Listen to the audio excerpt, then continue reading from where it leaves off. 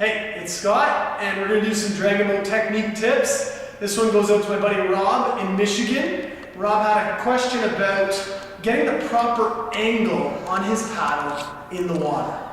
So I'm going to try to simplify things a little bit, because a little bit more important to me than having the proper angle is having the proper amount of power.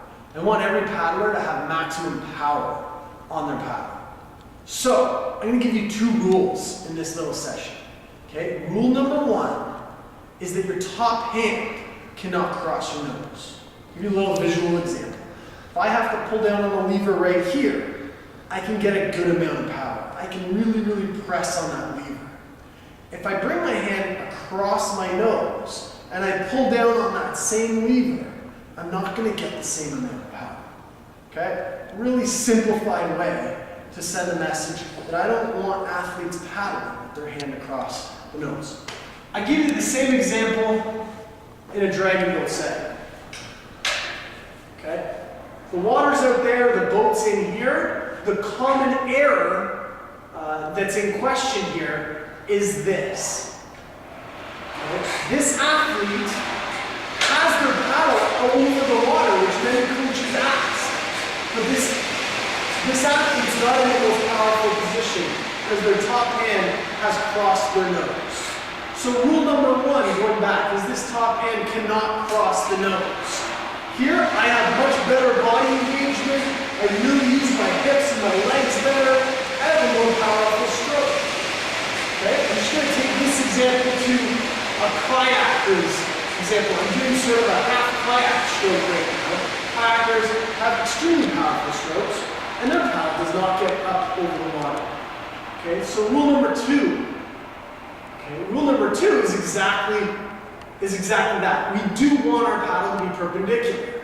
So you say rule number one, hands not allowed to cross my nose. Rule number two, you want my paddle up over the water. So what that means is your nose has got to be out further than your paddle, or at the very least in line.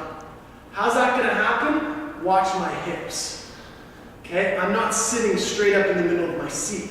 I'm going to lean or load my body weight towards my paddling side. I've loaded my body weight on my sit bone, on my left sit bone. Now my nose all of a sudden is out over the water. It's not inside the boat. Now I can have my top hand inside of my nose and my paddle over the water.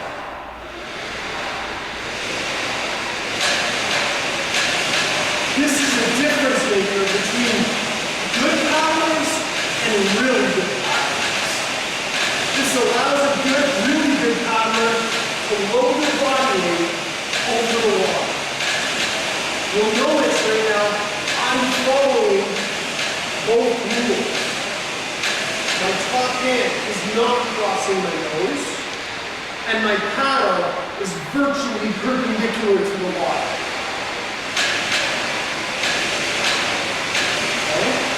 We're just going to show you that same example in reverse so you can see what's happening with the hips. Okay. This is me sitting in the boat and paddling. And notice my hips are pretty square on the seat. It's a powerful stroke, but my paddle's on an angle. Okay. This is me loading my left sit bone. Okay. This is me loading my left sit bone. My body weight is out over the water, and my stroke is perpendicular.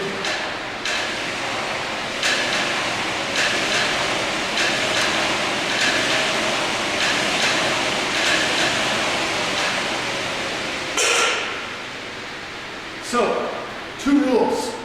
Rule number one, don't cross your nose with the top arm. Rule number two, keep the paddle upright or perpendicular to the water.